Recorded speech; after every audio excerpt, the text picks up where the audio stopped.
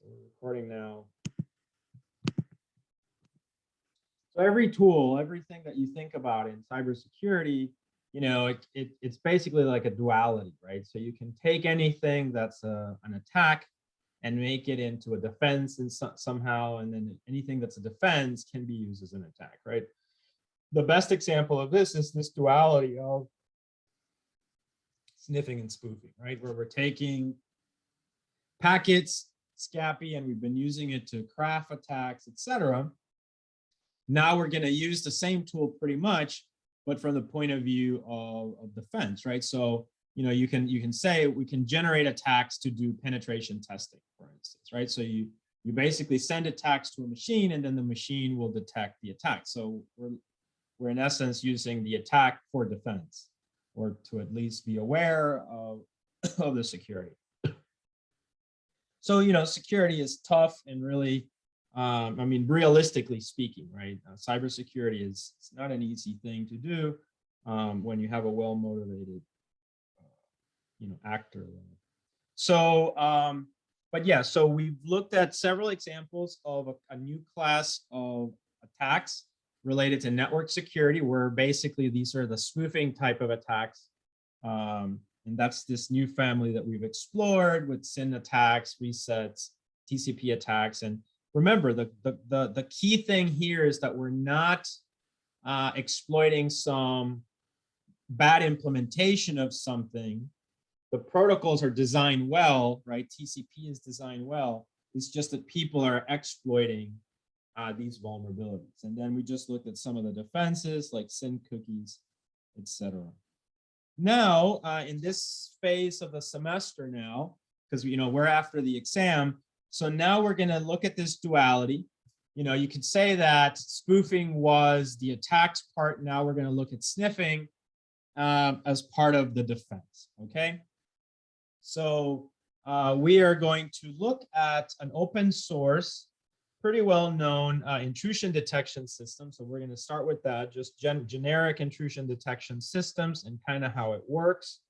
So the idea is basically now you have an intrusion detection system that will detect your attacks. And again, we're just talking here about network attacks. So basically the sniffing is only happening at the packet level, but thankfully now, because we have a Snort, we will also be able to look at the contents of the packet. So this analysis will be actually at the payload level, right? So the payload that's being carried. In fact, Snort, which is a heuristic type of intrusion detection system built on signatures, has a lot of signatures there, and the majority of those signatures are actually payload based. Are actually 50% of them are payload based. I think that's at least the last statistic that I looked at for Snort. So you can see a lot of things are basically in the packet, right? So what I'm saying is, you know, you have a network packet. So hopefully you guys are seeing the whiteboard now. So you have a packet, and the packet, as you know, we've talked about how you divide it into Ethernet, IP header, let's say a TCP header, and then there's the payload, right? So now, before all semester, when we sniff something, we were just looking at this, right? Maybe we needed to have a payload in there, but we weren't really looking at it. Something like an intrusion detection system, an IDS, will look at everything. Obviously, it'll look at this and it'll look at that. But in particular, about 50% of the rules, what are called the signatures.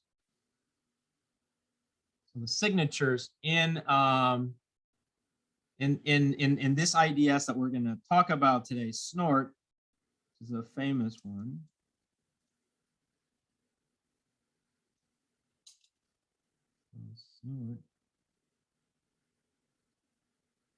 About 50% of those signatures are basically payload based. And so today we're just going to play with with this, right? And I'll provide kind of a demo of what I want you to do. So this is not actually a seed lab, so you're not going to have a seed labs document for this one. So we'll just, just kind of, the documents are already on Brightspace. So pretty much what I'm going to say today, you can just read through on the 2 documents that I posted on Brightspace.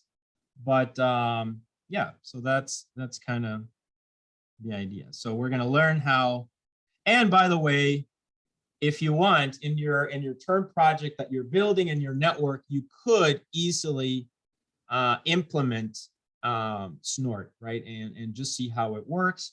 I'll show you how you would connect it to the network. All right, so let's actually start there.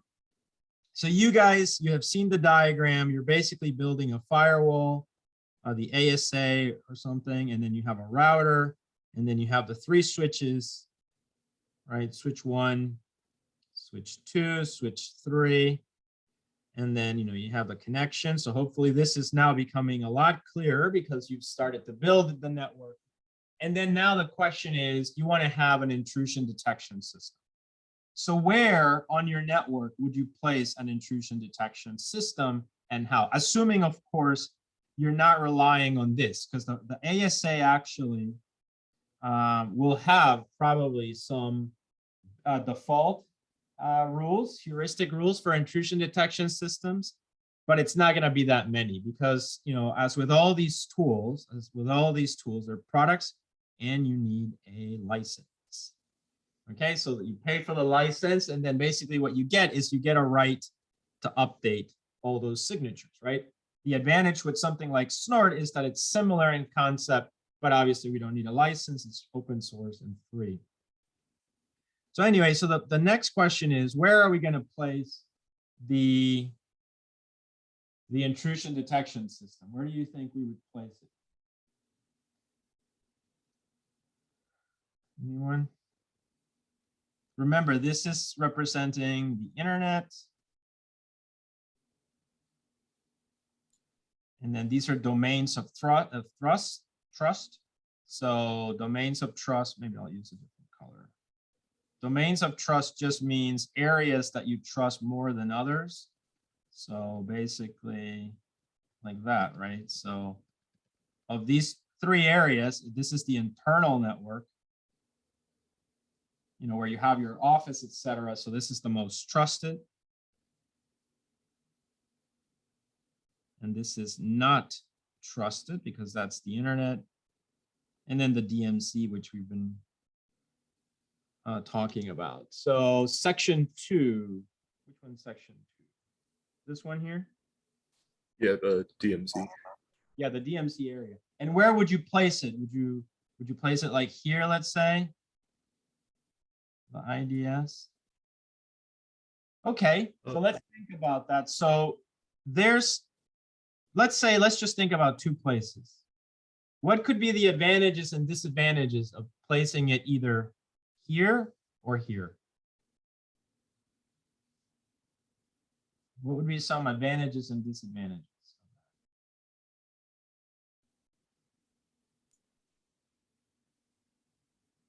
Well, the disadvantage of putting it on the left is it's already on the internal network. Already on the internal network, right? That's the disadvantage. What's the disadvantage of putting it out here?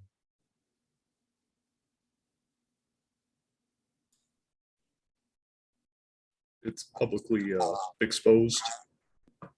Okay, yes, it would be publicly exposed. And also the fact that, remember that the firewall actually stops a lot of traffic. So a lot of traffic, let's say people that are just pinging or doing things, are going to hit this IDS. So you're going to get an overload of data here. Whereas here, a lot of the data is filtered. So that's an advantage, right? But as someone said, Ryan, I think the disadvantage is, the disadvantage here would be that it's already in the network, as you said. And so that's very true. Do you really want the IDS? By the time it's already in here, so who knows where it went? And so that's a good question. Where do you place the intrusion detection system? It's an important one. But you kind of have to weigh in those 2 factors and what's important to you. So let's just say that you're going to place for the lab the intrusion detection system, and you want to connect it. So what's the intrusion detection system actually? Well, it's just a server, right? It's going to be, let's say, a Linux server, right? And you're going to have Snort on it. So what you need to make sure of, though, is, how do you connect it to the traffic here, right? So, basically what you want to do is you want to sniff all the data that's going through here, right? That's basically what you want to do. So every packet that goes on there, you kind of want to look at it. So obviously the intuitive way of thinking about this is that you would tap into the line, right? So you would go in and maybe make a cut into the line. And then once you've done that, you can scan the packets, right? However, we don't have to make actually a cut in the network. Instead, we can just use the device that we have in the lab, which you guys, I think I mentioned that you guys should get it, which is the network tap. Okay, it's a little white box that's there. If you haven't done so already, you can get that one. So the way that box works is that you have, something like this, right? It's got, I think it's got 5 ports. Can't remember. 5 ports, and ports 1, 2, 3, 4, 5. Ports 1 and 5 are mirrored. Okay, so that's pretty easy then, because so basically it says whatever goes through port 1 also goes through port 5. So then all you have to do is you plug in your IDS to port 5. Okay, so you're going to connect. You're going to, oops.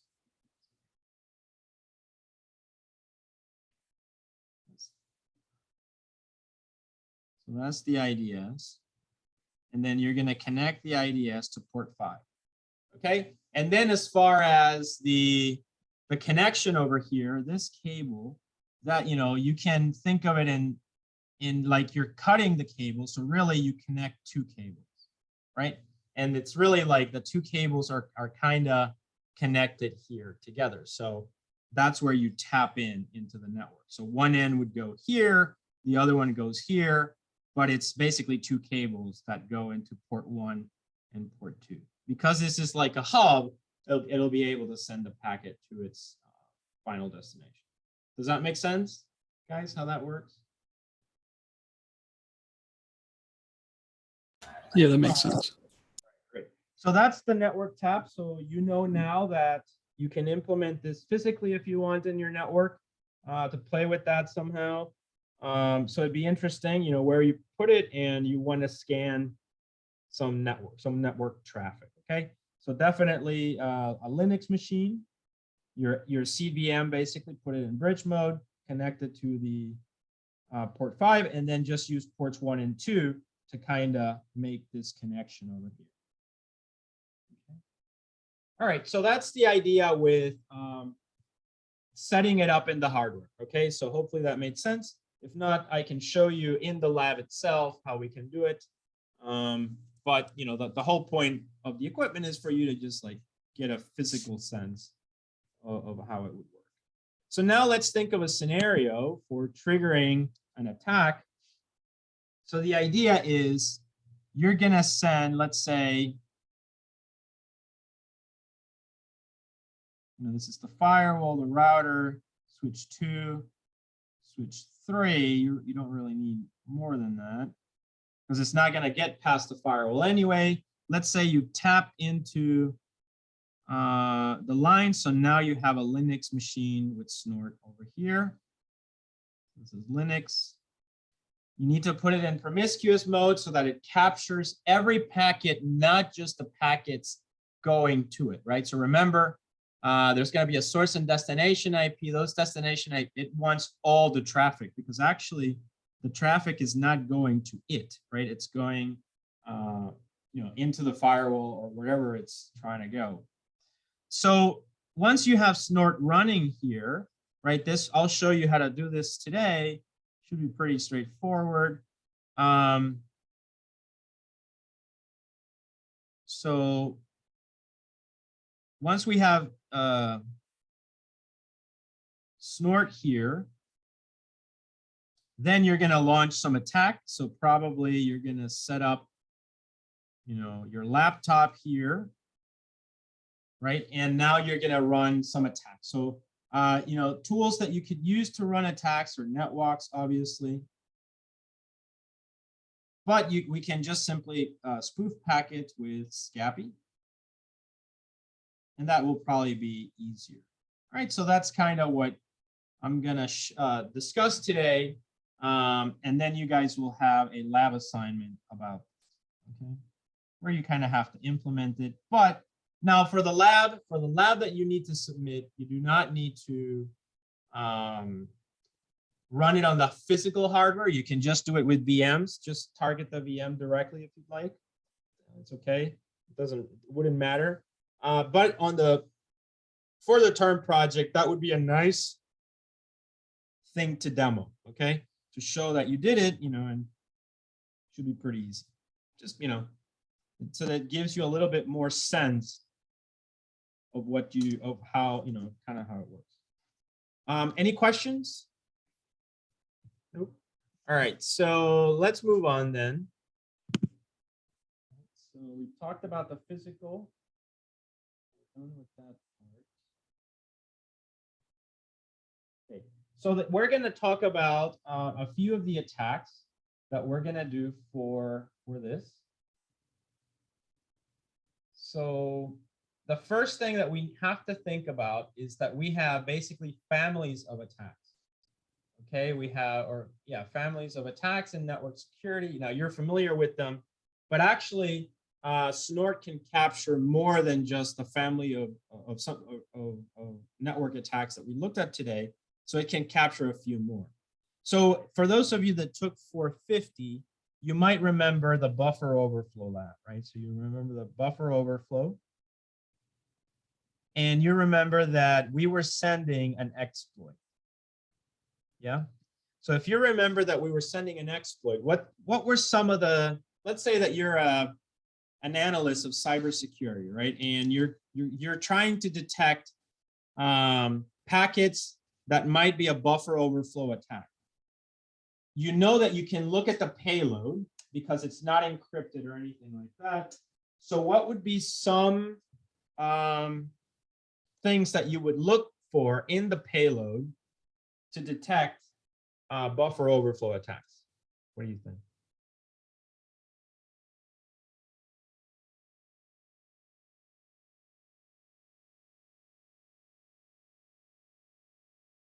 What do you guys think?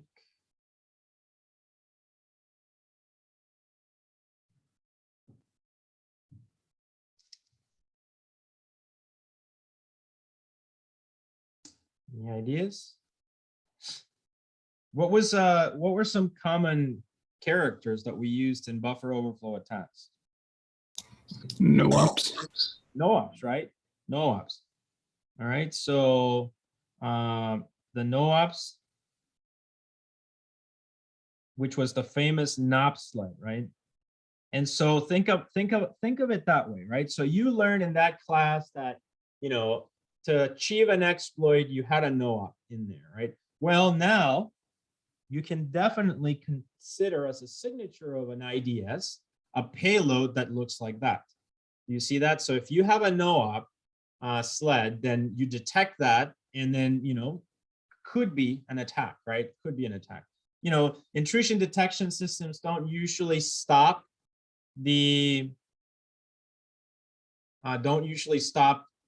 like a firewall, but instead they trigger alert. So and that's basically the idea with them, okay?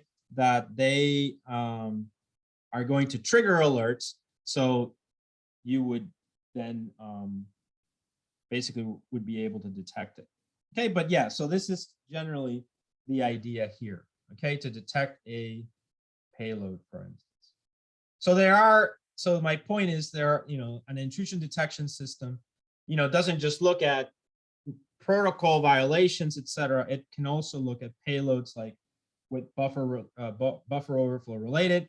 It actually also looks at SQL injections, right? So there are some heuristic rules in Snort related to SQL injection. So if you see what special character, like the single quote, right? So if you guys remember that single quote in there, within some context of SQL queries, obviously, you might want to, something like that, or, true, right? So something like that in the payload could be a red flag that that's an attack as well.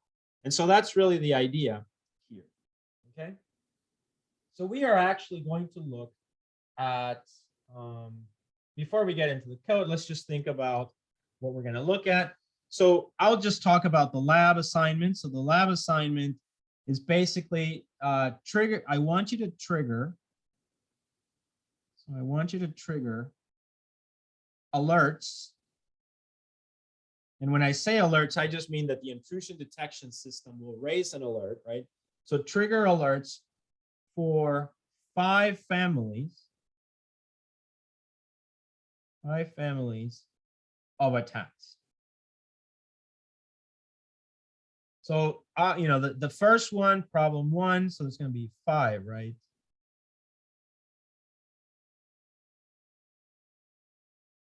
Okay. So the first one will be denial of service attack, DDoS, and I will actually give you these 3. So it's almost like you literally just have to follow what I give you. But there's going to be a DDoS attack. You have to send an attack, and then you have to have the goal of you doing this exercise is that you trigger the alert for a DDoS attack, right? We're going to try probably like 3 different versions of it. So we'll do like 3. Second problem is I want you to look at another family, right? In that case, it's going to be exploits, right? So that's another famous one, like from 450. So it's going to be exploits. And you're going to try to trigger that as well. And then the third one will just be simple scans. Simple scans. So that's the kind of thing like nmap, pinging, that kind of thing. And I'll demo those and just discuss how they work. And then after that, I want you guys to think of 5 more. So what you'll have to do is you'll have to go into Scapy's signature database, and you'll have to read through some of the files there and try to identify some signatures. Now, some of the signatures can be very difficult, okay? So I'm not asking you to implement the hardest one. I'm just asking you to find 2 more families. So it can be another DDoS, okay? Or it can be another exploit, okay? So that's no.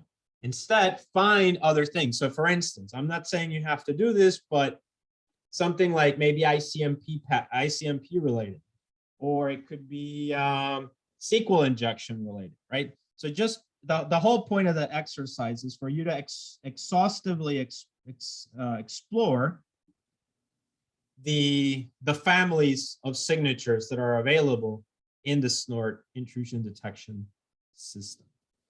Okay, does this make sense, guys? This is the goal of the lab.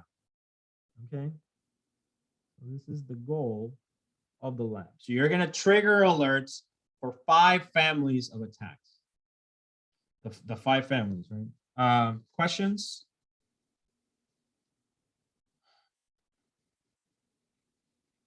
Questions? All right. So sounds like it's making sense. Okay, and then when we go to the code, we'll go to the VM. I can give you that, but the code is also in the slides.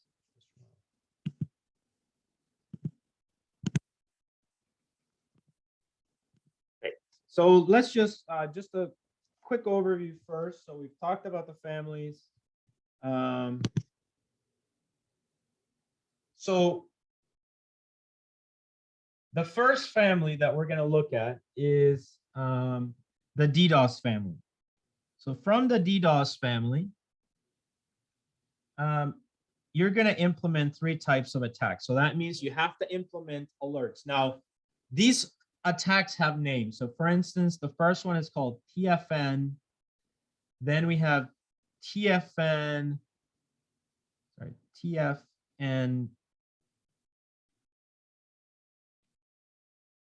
TFN2K. And then there's another one called Trin 00. So literally, when you send these attacks, and I'll show you how you do them in Python and Scapy, you're going to see in Snort an alert that says detected TFN attack, DDoS attack, detected TFN2K DDoS attack, detected Trin 00 DDoS attack. Okay, so that's kind of what we're looking for. So remember, this is problem one. Okay, problem one, you're going to trigger those alerts. Okay, we're also going to talk a little bit about the implementation of installing Snort, etc. So that's that family of attacks. Then the next family of attacks, problem two, I'll use a different color here. So problem two is going to be exploits, right? So this is going to be exploits here. And so that we're also going to do, no, here we're going to do two attacks. So it's going to be N-talk-D overflow and also mount-D overflow. Okay, so these are the two attacks. If you notice, they're overflow, buffer overflow attacks. Notice that, as you probably remember from 372, they have a D at the end of the name. So what does that imply? N-talk-D and mount-D. Daemon. Yeah, go ahead. Daemon. Daemon, perfect. So they're daemons, you know, like Apache or whatever it is. It's some kind of daemon. So that means it's a process. It's running in the operating system. It probably is associated with some port number, you know, port whatever. And so it's an implementation issue. People are going to attack that port number, and they're going to send an exploit, like, you know, with NOPSLETs and everything, like in 450. And they're going to try, you know, because there's a vulnerability in the code, they're going to put probably some code in the stack, try to take over that process. Okay, so that's what they're doing. They're sending, imagine that's what they're sending in the network.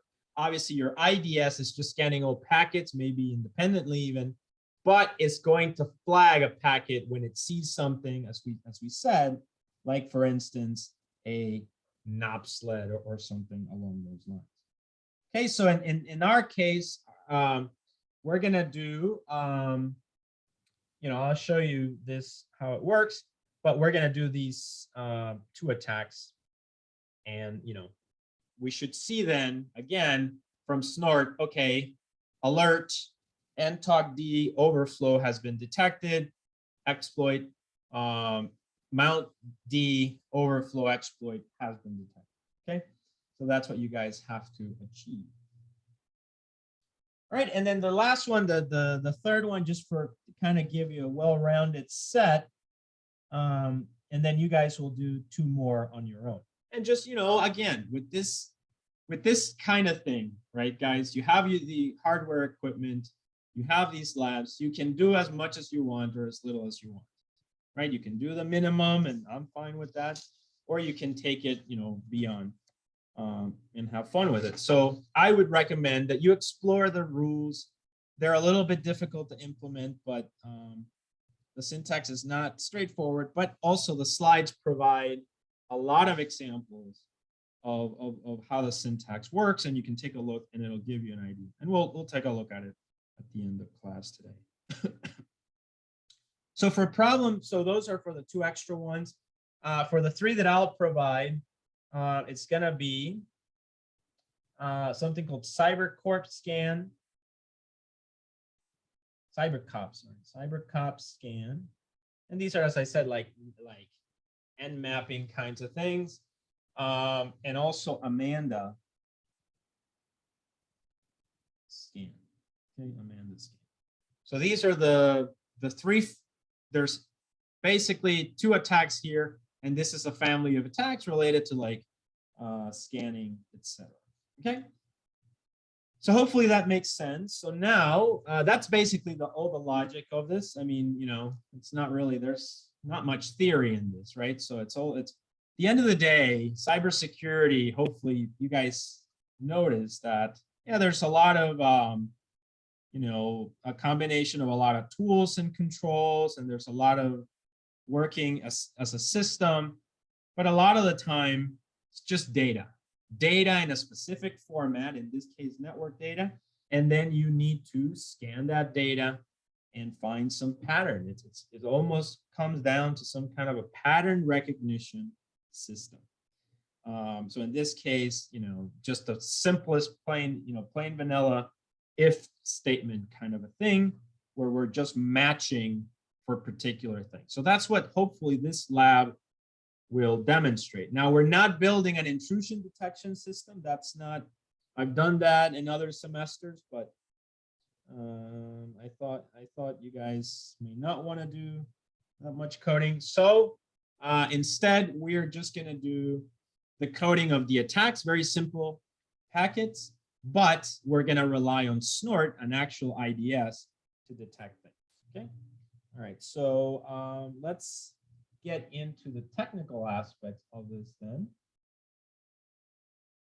Okay, so what do you need to do? So please make a note, because I'm telling you literally what you have to do, right? So let's actually, I'm going to do this on the VM.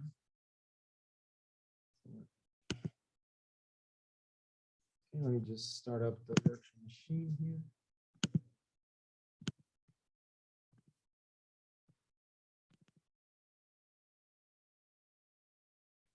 All right.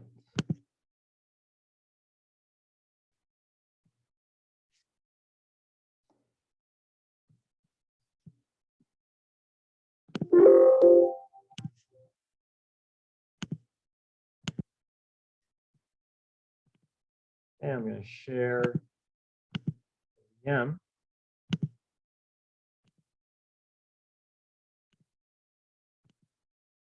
Okay, here's the virtual machine.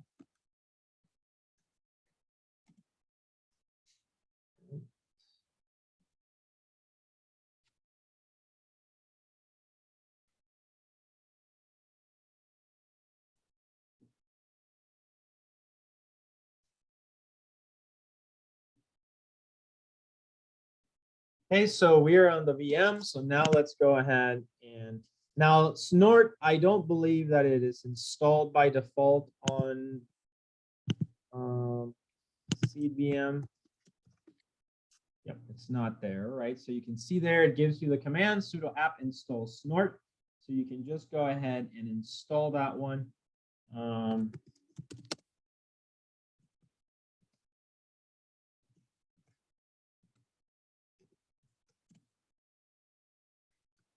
Yes, you guys are seeing my VM. Yeah. And then you just have to follow this prompt. This may be inappropriate in some network environments.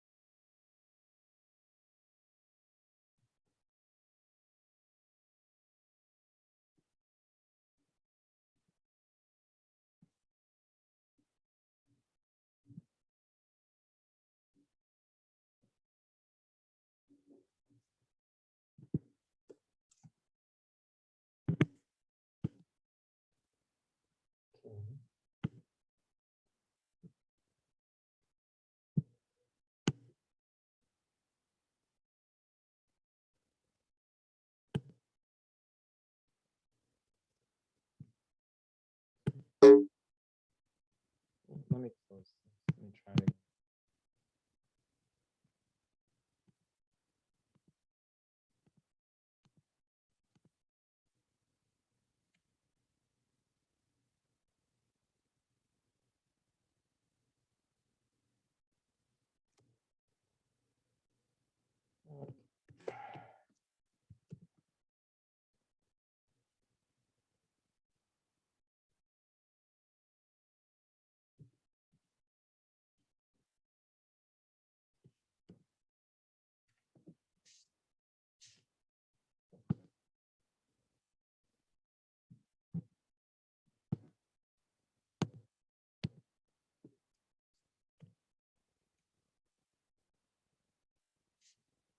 I'm gonna restart.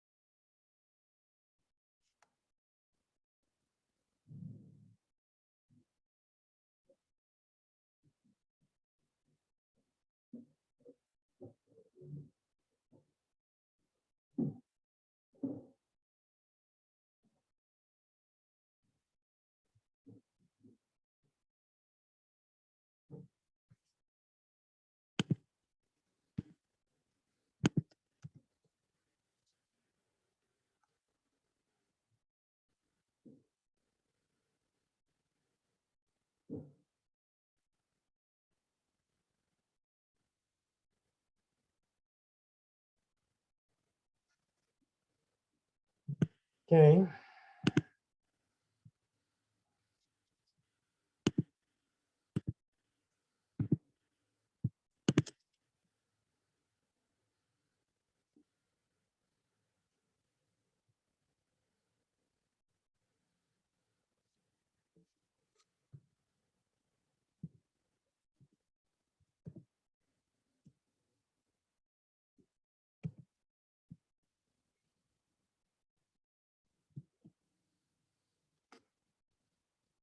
All right, so it went back to here.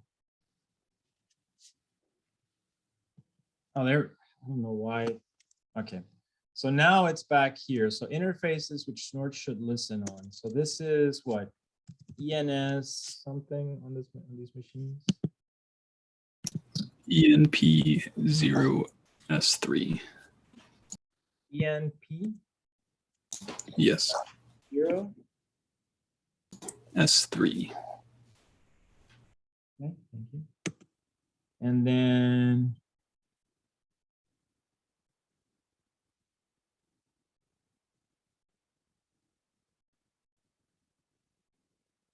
please use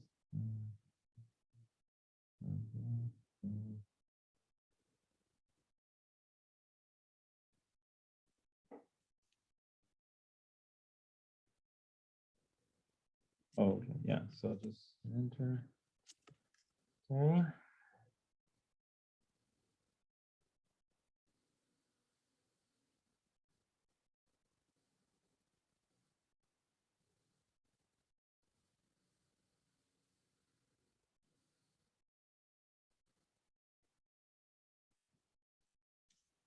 Okay.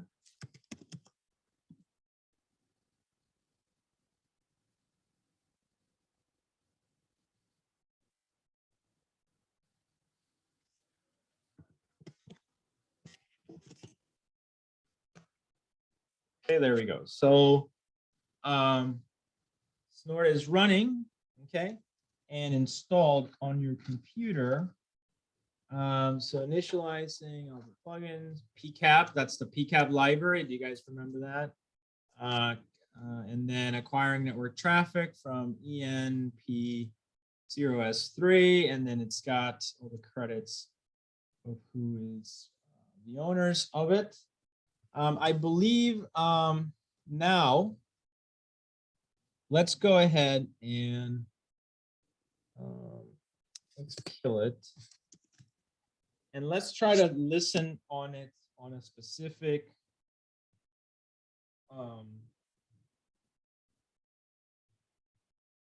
way. So we're just going to look at the command line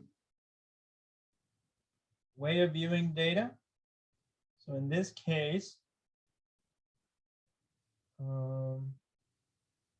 that should be sudo snort -q -a console -i enp0, what was it? enp0, I'm sorry. Zero S3. enp0s3 -c etc snort dot configuration. Okay, so basically there the snort program is running. It's running with sudo, so it has access to the network card. Remember, you're going to have to set the network interface in promiscuous mode so that you can actually capture every packet. If you just do the labs where you target this machine, then that's fine. I do recommend that you run this from another VM, so you have 2 VMs, just to make it more interesting. And then when you practice it on the physical network, it's even, obviously there you have to do it that way. But yeah, and so now hopefully if we ran ping on here, it should give us some output. So I'm going to do ping 127.0.0.1. Okay, so I'm pinging something. Okay, and it's not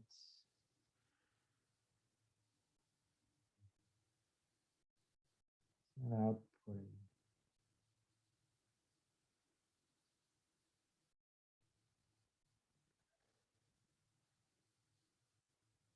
Okay.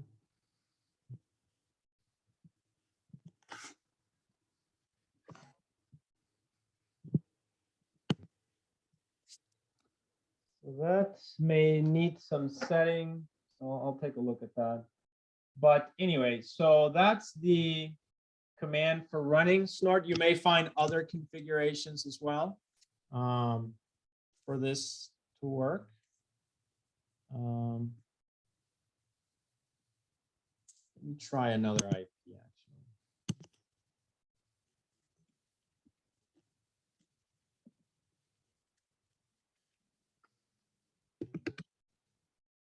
So I'm pinging DNS of Google. There we go. All right, so now we have some traffic there. One of the things you'll probably learn when you do the ASA configuration, sometimes ping is blocked by default.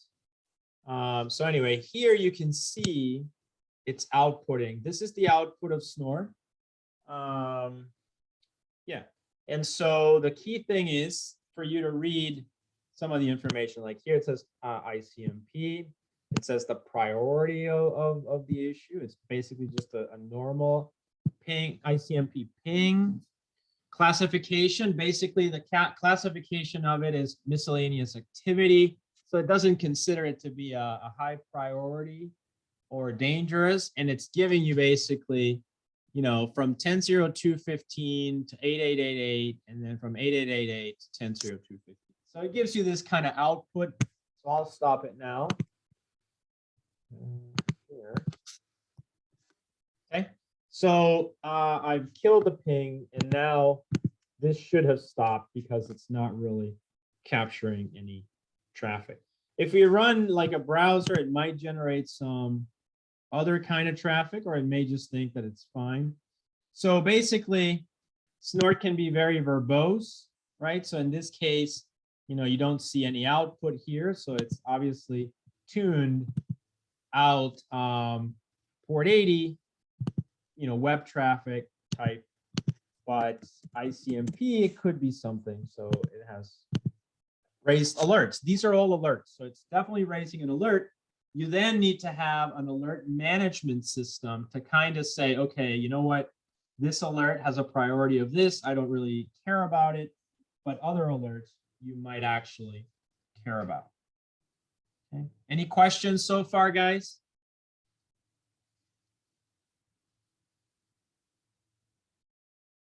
Making sense? Any questions? Okay. All right, so let's keep going then. So it seems like there's no questions. So I'm going to go over here. I'm actually going to open up another terminal. I'm just going to kill this. Okay.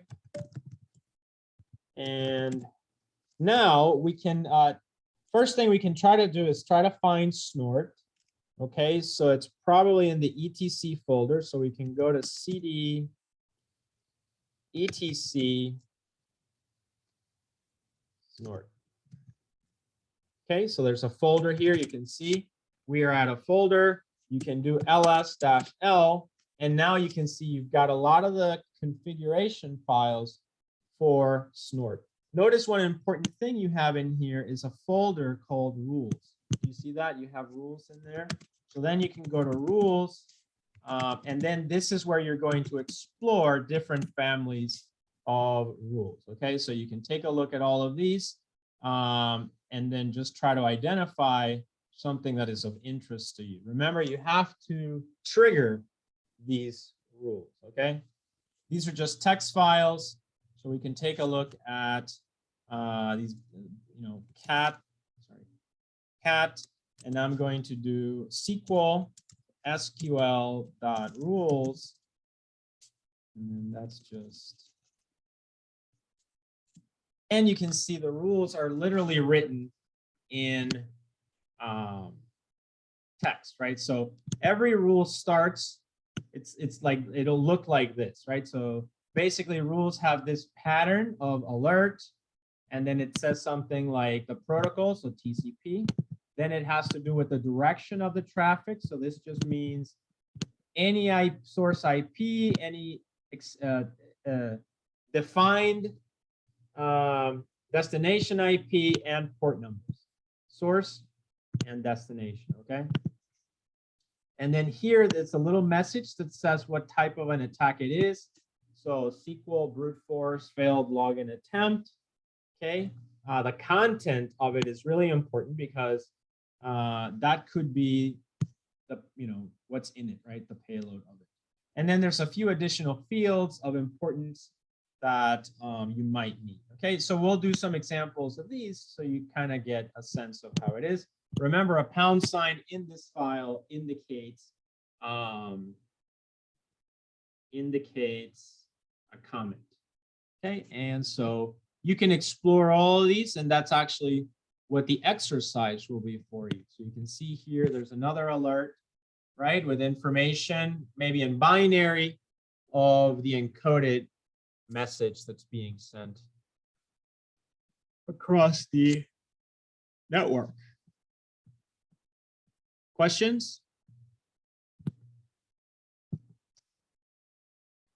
No questions? All right. So yeah, so this is the format of Snort itself. So you can play around with those rules, kind of take a look at them, and so on. So I'm just going to close out. New one. Is that? Oh yeah, I just have one. All right, so now, so you understand where the rules are located, right? You can take a look at them. And I showed you kind of a methodology. As I said, all these notes are in the handout.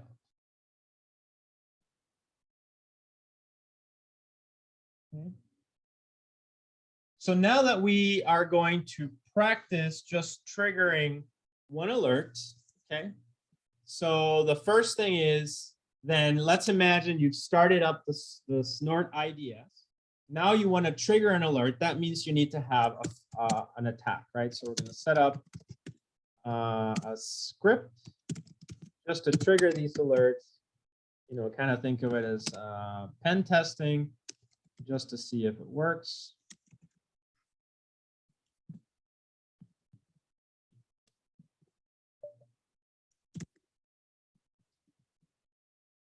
All right, so we're going to create a script here. And please stop me if you have any questions. But the first one that we're gonna do is for the DDoS family, right? So we're gonna do the DDoS family first. So that's gonna be nano, and then let's call this DDoS test .py. So as you now know, we import the library from scapy.all, import all, and then we're going to define a function. So we're going to say DDoS test. We're going to specify the source, the destination. You probably already know how to do this yourself. So interface and the count. And you don't really need to send a million packets either. One should be enough. Okay. So 1, 2, 3, 4. Then we're going to create a packet here. Okay. And this packet, we're going to need all the headers for it. So let's actually create the headers. So we're going to do the IP header.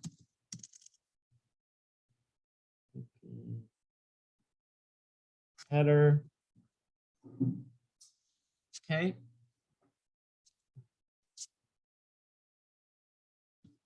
All right. And we're also going to do, what should be the next header for this attack?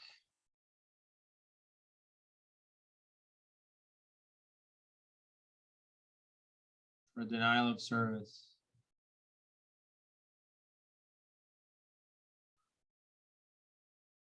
All right, let's think of an ICMP, for instance. So I'm going to do ICMP header.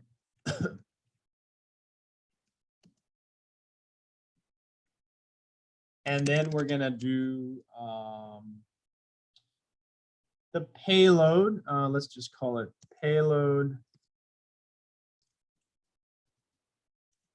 Right. And so you got our three pieces of information here. So the IP header is just going to be, as we've done before many times, source equals source, because we're passing that parameter, comma, and then we have destination equal destination, comma, and do we need anything else? We might, whenever you are not sure, you kind of have to go to the alert, right? And you have to go to the alert, look at the parameters of the alert, and then you'll know what, if you're missing any fields. Okay, so in the case of IP, we only need that. For ICMP header, we're going to call the ICMP header here from Scapy, and we're going to plug in the type, right? So the type of ICMP packet. Echo request, echo reply, 8.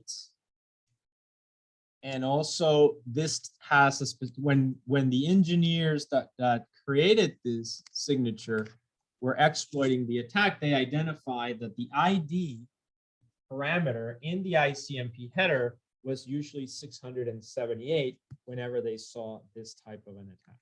Okay, so that's basically the idea. So that could be, that value could be a product of 6 months of investigation, forensic type analysis of network attacks until you figure out what happened. And then in the raw, we're going to have load of, and this actually also, they identified that that particular attack may be because of the tool that they were using, right? Or because of whatever it is. But the load always contained 1, 2, 3, 4. Okay, so that's basically the idea of how this works. Then after that, we're just going to form the packet itself. So I'm going to do pkt IP header ICMP header and the payload. And if I did everything correctly, my packet should now be formed. And so I can just go ahead and send it out. So in this case, I'm going to plug in send over here. And I'm just going to say that I'm sending packets, and I'm sending it to the interface that we want to specify. Right? We're going to tie it to that interface. And we're going to say count equal count. So it's going to be a count of a specific number. So now we can go down here and kind of specify the parameters that we have. So we have sin. Oh, sorry, not sin. Sorry, long day. Source. And it's, you know, some IP address, right, that you want to specify. So for instance, 1, 2, 3, 7. I'm just plugging in something. We'll figure it out later. Destination. Oops. So destination, you know, let's say 192.168.1.1. And interface. So for this device, the interface is ENP 0S3. And then the count, you just need to send one packet, honestly. Should be enough to trigger it. And then, of course, we make the call to the function. So DDOS Test. Okay.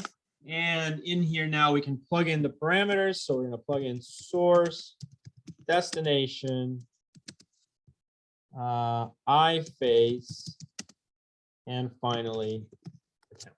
All right. So we have this, right? This approach. So now let's go ahead and, oh yeah. So we need to think, so the destination, does the destination matter? Yes. Does the source matter? Probably not. Actually, you would want it to be spoofed, right? What we learned from the Ph.D. Moore lab, you know, kind of makes sense to spoof them. What should I target?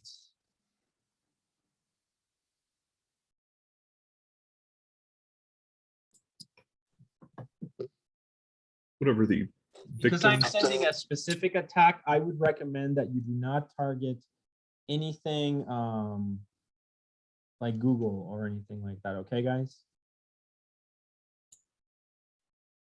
Because these will have, although probably very light, these will actually have already well-established signatures of attacks. So definitely do not. This is no longer just ping. These are actual things, right? So do not send these out to anyone, the school, or anything like that. So I'm going to try my computer. Let's just start with 127.0.0. Now I didn't detect this before, so I may need the actual IP, but that should be all of it. All right. So I need to start Snort.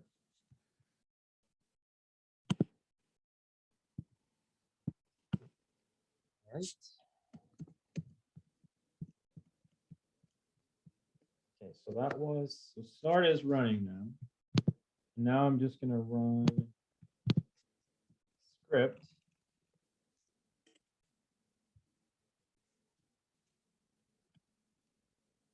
Oh, 3, of course. Huh. Oh, yeah.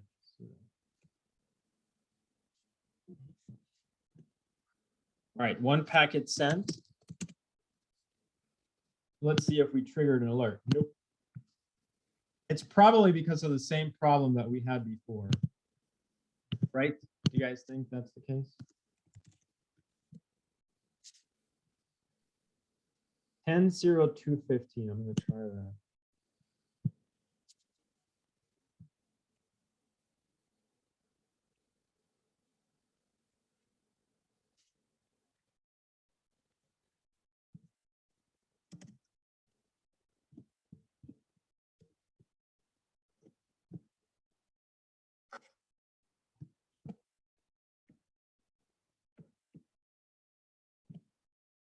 Okay, packet sent.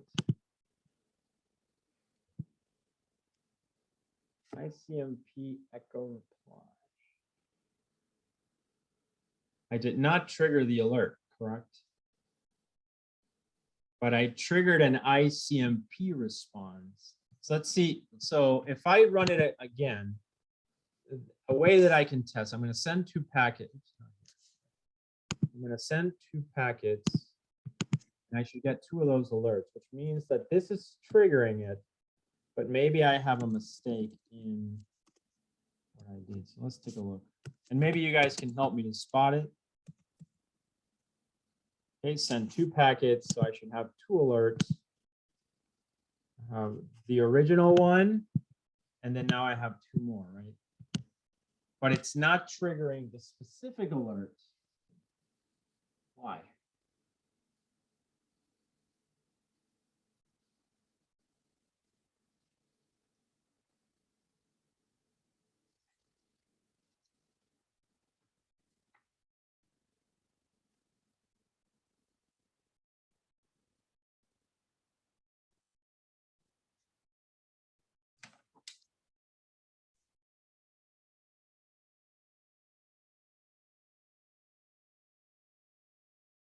Yeah, that's exactly how I have it.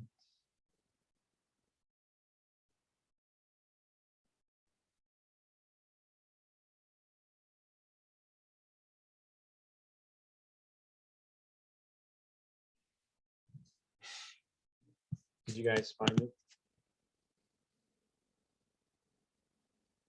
Okay, so you changed it to ENS 33, and now you were able to get it. Oh, okay. Yeah, VMware. Yeah.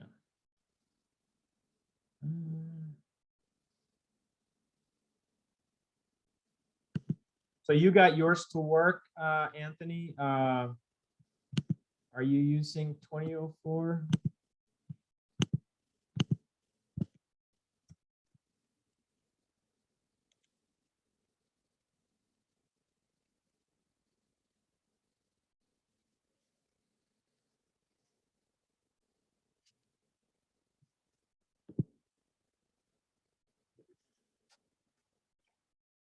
Type 8.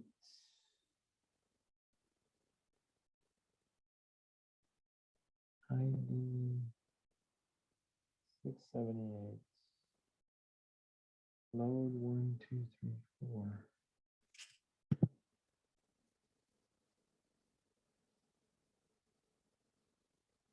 Okay.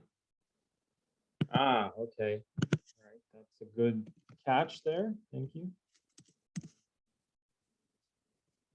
All right, I'm going to changing that to single quotes.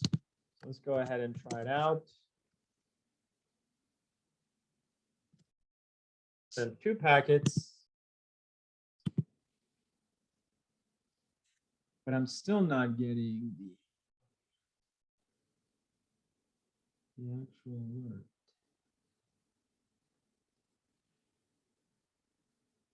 Let me try another one. Let me try just to see if I can get one of these 2.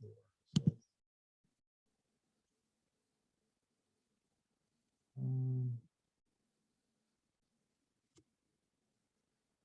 I'm going to try another one. ICMP type 0.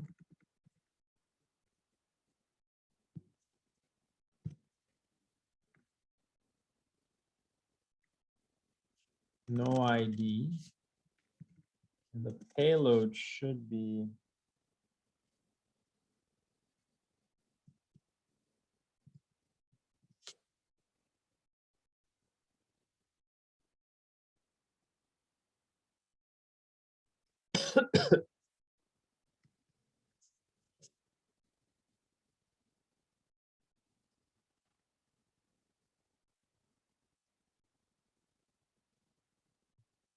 all right. Let me try this one.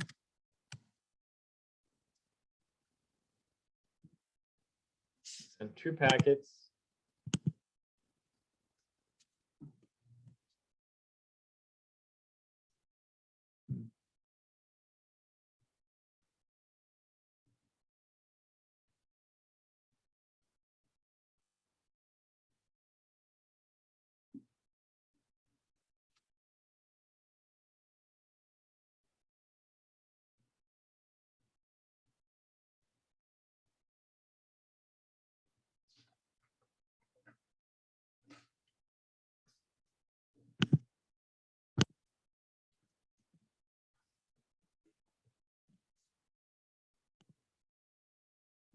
so it is doing that.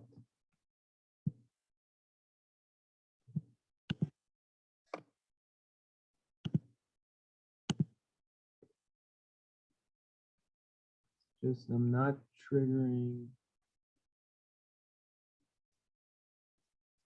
Did anyone that tried this get something other than this? Did you get something like detected, you know, DDoS attack trend or something? Did any of you get that?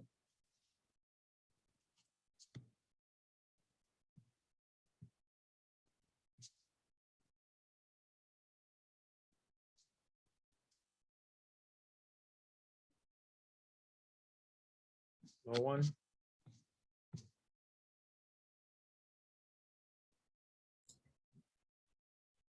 Could you repeat the question? Did any of you get, so the output we're supposed to get is not just like these pings like this. We should get output that says something like detected trend 00 or detected TFN 2K. It should give you the actual name of one of those DDoS attacks. And I'm only getting these ICMP replies.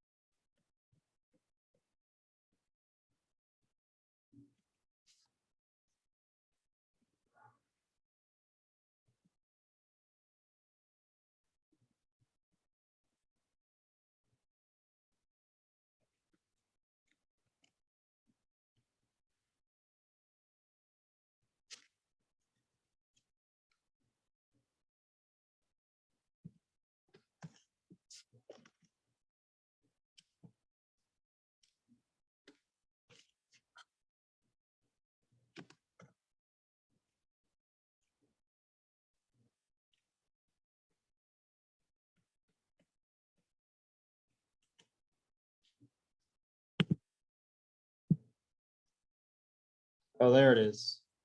So yeah, so it's probably that it doesn't trigger when it's coming from this machine to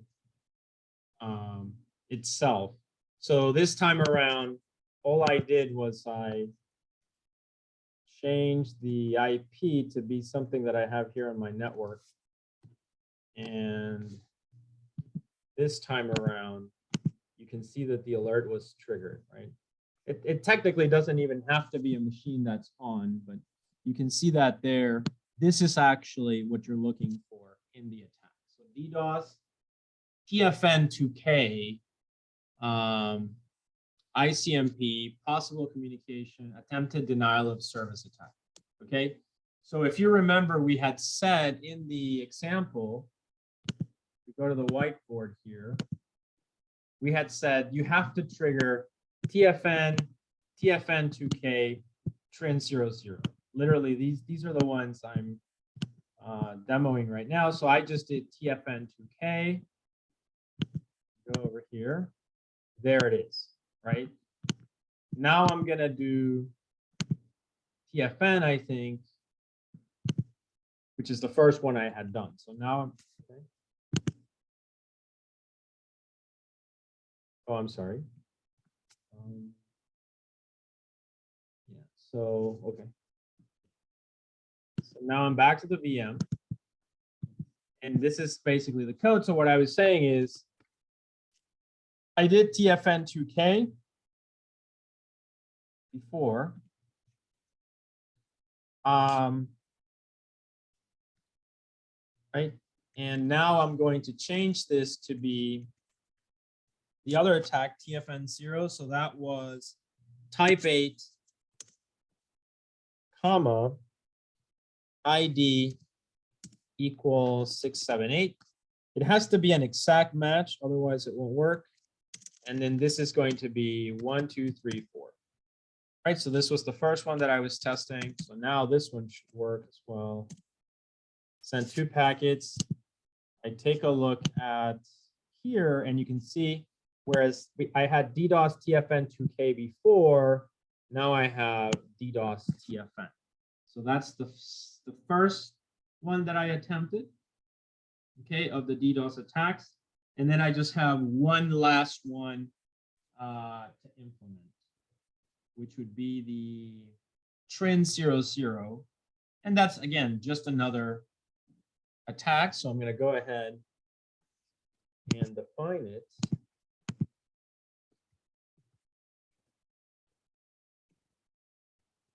Here it's going to be, now this one's a little bit different. Okay, so I'm going to actually create, I'm going to create another packet down here, just directly kind of put it up, I guess. So PKT. So this one's going to be, I can use the same IP header, right? And instead of ICMP for this one, this is going to be a UDP header. Okay, and we have, it's got to be a specific destination port. So this was an attack probably of scanning a specific service or some game or something. So 31335. Okay, and then there's some payload probably. So raw. And then the load for this one will be pawn of the game. Okay, so this also then should trigger that Trin00 attack. Okay, that's the goal with this signature. So this is the packet. Remember, I'm gonna send that one. I'm just gonna send one, by the way. All right, I'm sending it to my own network, 10.0.0.139. And so now I'm gonna go ahead, send the packet. So I should see Trin00 in the output somewhere. There it is. And there it is. So DDoS Trin00 daemon to master Pong detected, attempted information leak, priority to UDP service. Does this make sense, guys?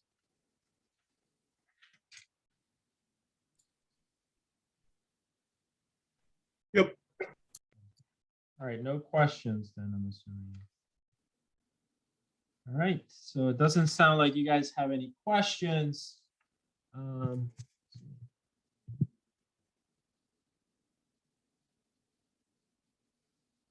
My settings, what were my settings for TFN 2K? Is that the first one I ran? And all of this.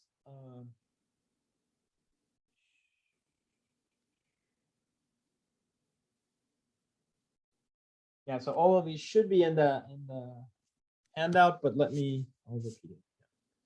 So for TFN 2K, I'm gonna comment out this packet, right? And instead, the signature for that one should be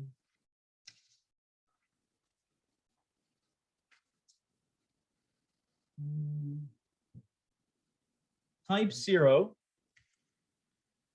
So here, type 0. No ID for this signature. And then the payload was 10 of the letter A uppercase. So 1, 2, 3, 4, 5. Okay, that should be it, I think. And as I said, so hopefully the pattern is emerging, right? That you literally look at the packets, you find things that were common in those packets. If an attacker just changes one thing, you know, they might be able to evade the intrusion detection system, but at least you guys understand that these are very hard, specific heuristic rules. So at least the benefit of having these types of rules is that you don't get that many false positives or false negatives, you just get true positives, which means, you know, when you detect something, you detected an attack, basically. Okay, so I ran that attack. I'm going to go over, and there it is, TFN2K. Any questions, guys?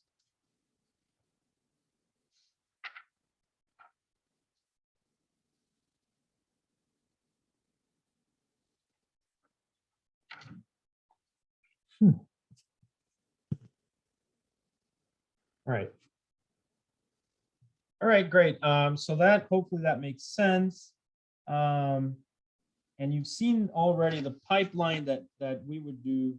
So that's the family of DDoS attacks.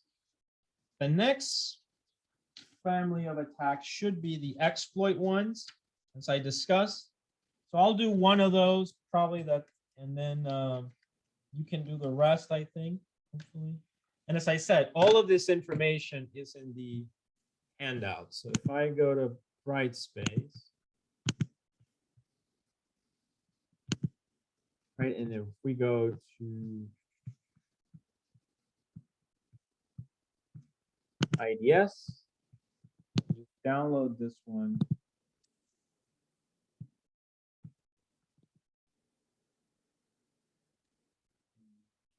Should be seen. Let me share that.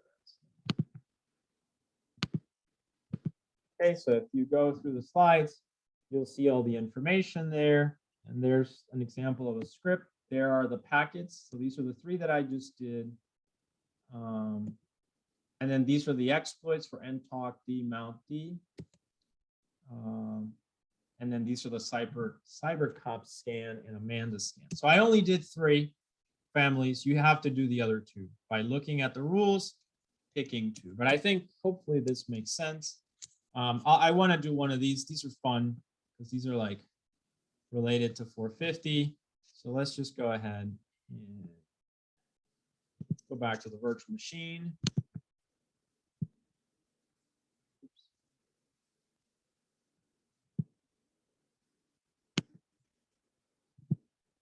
So we're back on the VM. So we want to trigger one of those exploit ones now. I'm going to go ahead and copy this script.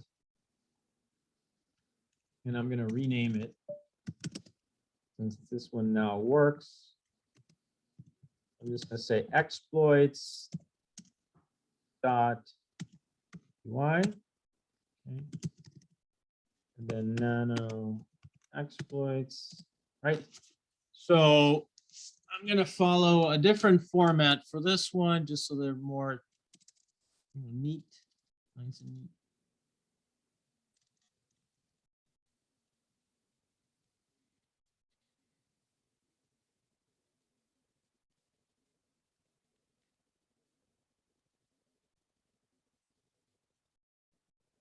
All right, so here, we're going to do one of these exploit ones.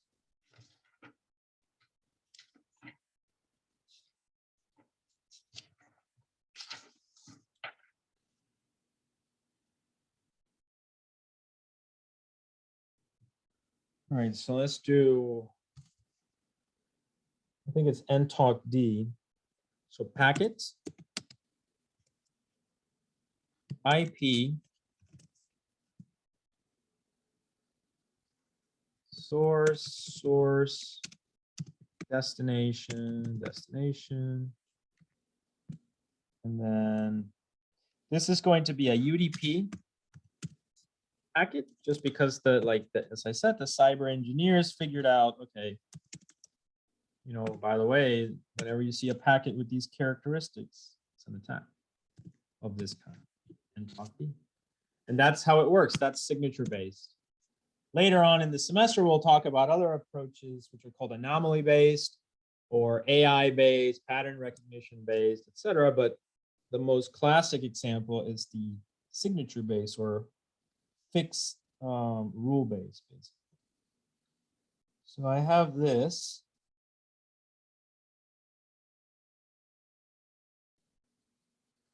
And then now actually the raw packet payload. I'm gonna have to do above because it's kind of long. Payload will be, I may even need to shorten that. So here, we're gonna say actually raw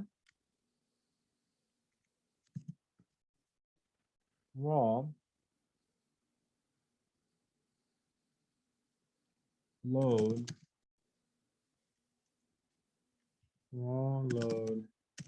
equal payload. Okay, raw load equal payload.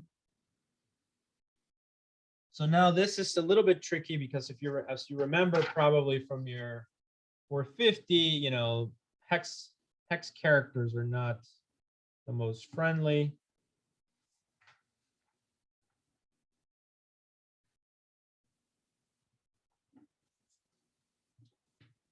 Okay.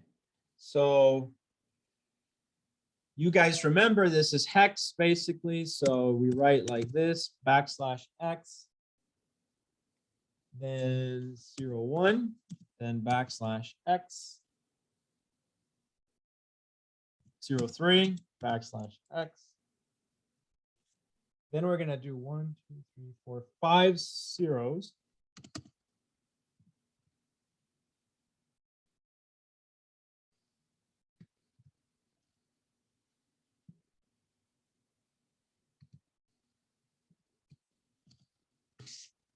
That's 1, 2, 3, 4, 5.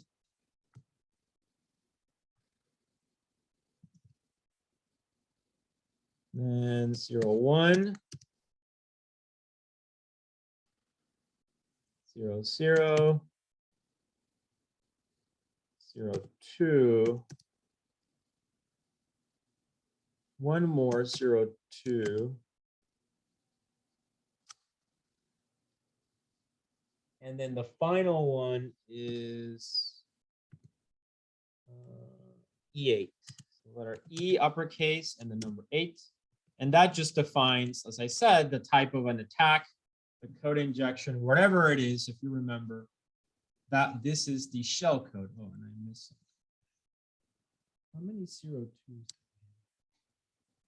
0, 1, 0, 0. I just need 2, so I have an extra. All right, so that should be the, hopefully the payload for this attack. So let's try it out, and we should trigger and talk overflow with this. I'm gonna go ahead and run it.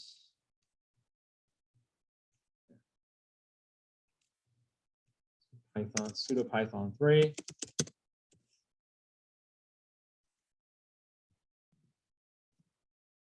All right, one packet has been sent. So now if we go over here, there's nothing. Right, there's nothing.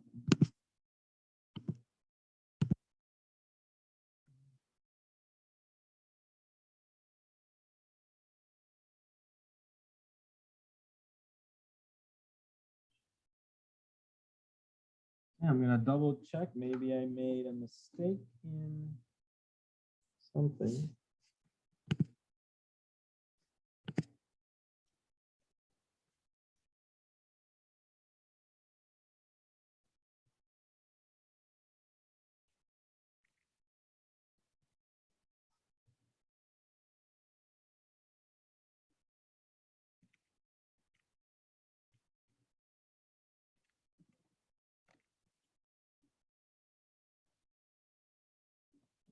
Okay, so this is where the error could be.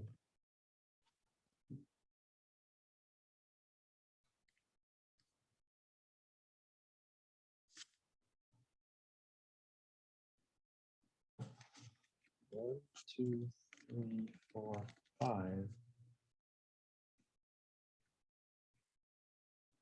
0, 1, 0, 0. 2, 0, 2s. You know what? I'm gonna change this 8 to a letter. No, that's. Let me try letter B, but I doubt it.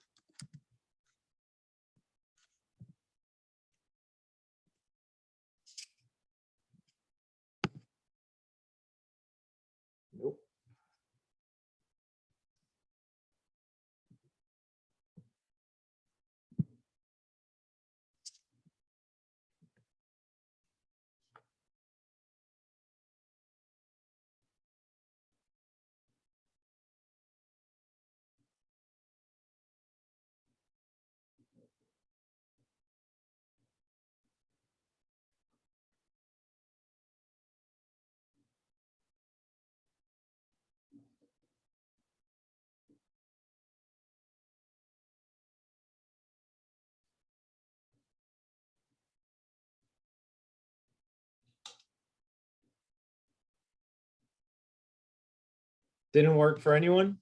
Somebody got it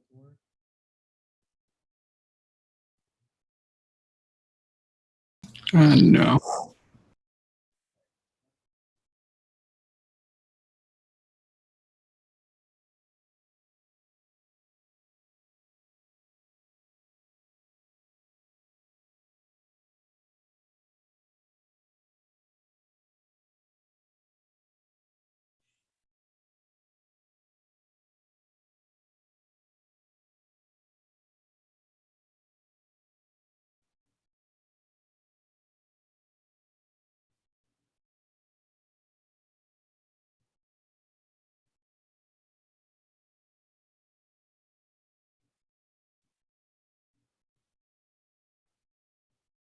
Trying to see if I can find.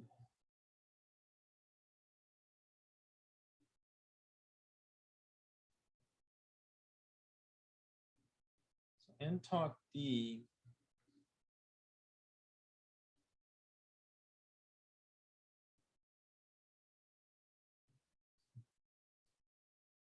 Yeah, it should be 0103. I'm looking at the alerts in Snort. 1, 2, 3, 4, 5. Yeah, that's what I have. Oh, okay, yeah. Do make sure in the raw here in the payload, do the following. Do put B and then single quote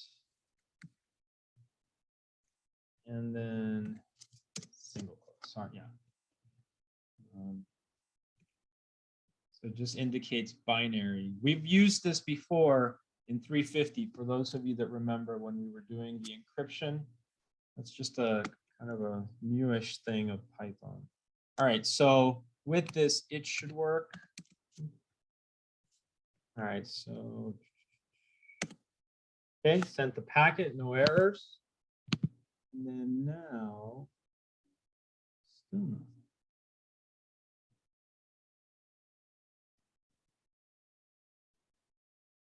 It worked for me. Work for you? Yeah.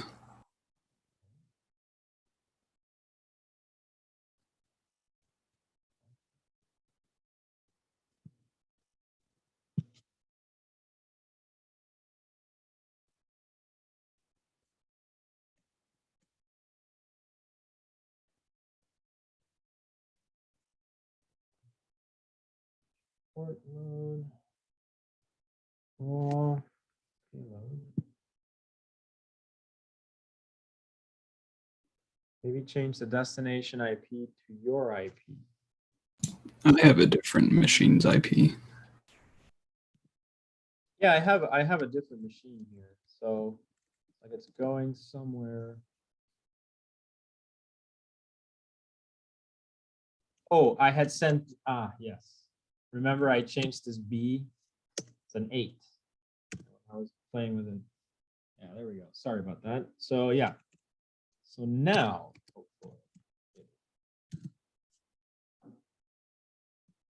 okay, sent the packet. So now we go to the alerts. There it is. Yes. Exploit ntalk D86. So as you can see, it's actually very finicky when it comes to this. It really wants exact match. Okay. All right. So I think that's you should be able to do the rest. As I showed you, all the packets for the first 3 problems, the families are located in the handout on Brightspace. You can just go ahead and run. You've run basically 3 from the first family, you're done. And then from problem 2, you've run ntalk D. So you just have to run mount D. Remember that binary thing will be necessary, but otherwise you have the payload and then just run the scans as well. Okay, and there are 2 of those. They should be on the handout as well. And then that'll give you 60% of your grade for that lab, but you still need to do a couple more new families, right? That will be your exploration. Okay, does this make sense, guys, as far as this homework? obviously, since the TCP session hijacking is due a week from today, then this will be due 2 weeks from today. That's enough. Professor, I do have a question. All right. So since that portion of the lab constitutes as 60% of the lab, what would the other 40% of the lab of the grade be? Okay, well, what I had explained, right? So when I went to the whiteboard, I said that you have to do this, right? You have to do 5 families of attacks.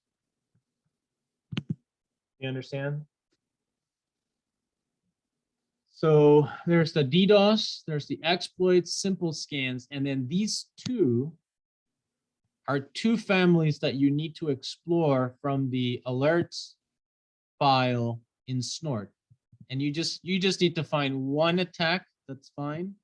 But it can't be a DDoS, or it can't be an exploit, or it can't be simple scan. And some of those are pretty hard, actually. So be careful. Don't try to commit to something really difficult. It doesn't have to. The goal is just, I want you guys to read through all of those alerts, and then pick a couple that are different. Does that make sense? Yeah. Another question. So the way that you're explaining this is that it is for every single one of those, it's 20. Each one is worth 20%. Yeah, so exactly. So for this lab, there are 5 problems, right? So they're kind of the same. And I did 60%.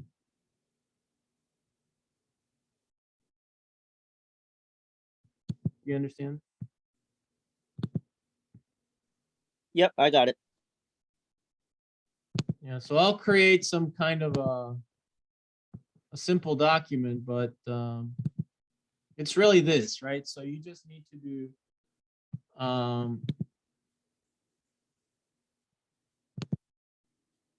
you have to, like I said, exactly what I did. I literally demoed this one, right? You guys agree that I literally demoed this one. I demoed half of this one. So you just have to repeat that first half of the demo for the second one, and then repeat it for the third one with the 2 scan related ones. It's all in the handout. And then you have to find other attack families, right? And then trigger alerts for those.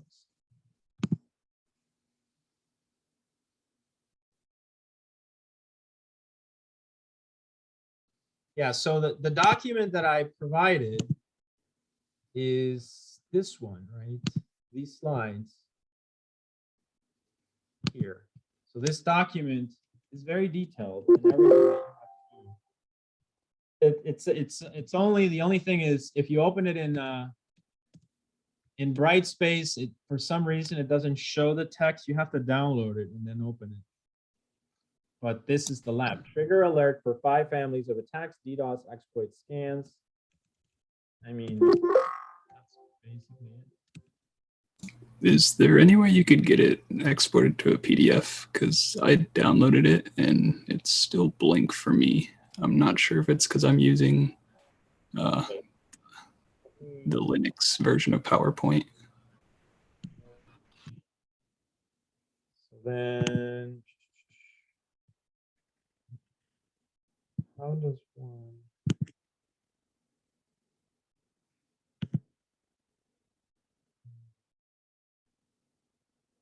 Oh, create PDF here. Actually, if I just print this as a PDF, right? That might, yeah, Microsoft. All right, let me see. So this is Snort Lab, let's just call it PDF, hopefully. Let me see.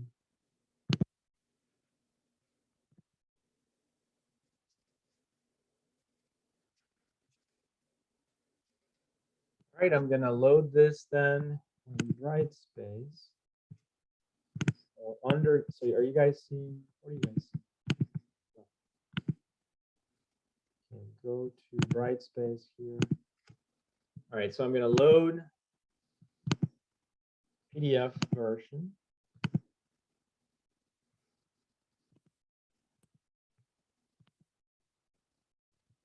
Okay. So if you look under IDS, should be, I gave them the same name. This. That worked. Thank you. This is the document, right? So it's pretty much everything I did today. So, you know, kind of the layout, the hardware, physical layout. And I mentioned the problem one. These are the 3 attacks, some commands that could be useful to you. Command to start. This is the script that I wrote. You have the video as well, right? Then these are the payloads for the 3 DDoS related attacks. These are the payloads for the 2 exploit ones. We did mount D. Just remember the binary thing, the B, right? So as I said, that's a newish thing by Python. So just make sure you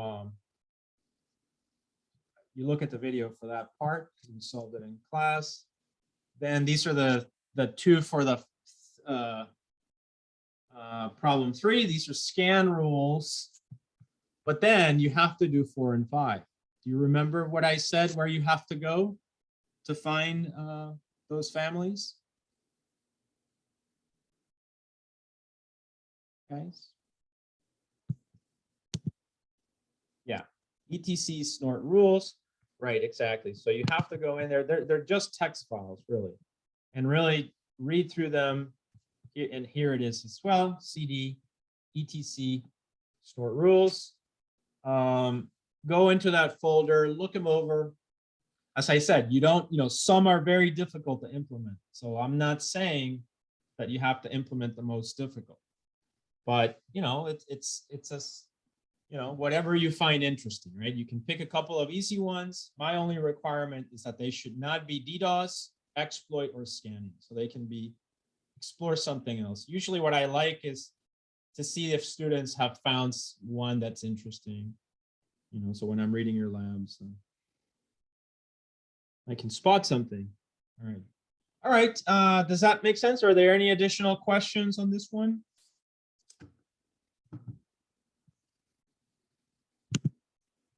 All right, great. So as I said, next week, because we had to have a lecture today and go over the topics to make up this lost lab, physical lab, just next Tuesday and Thursday, you can work on your project. You also have this homework and the other homework. Obviously, don't let them accumulate. And then if you have issues, of course, with this homework, just let me know. This one will be due 2 weeks from today. Okay, well, that's it for me. So I'll stop the recording here.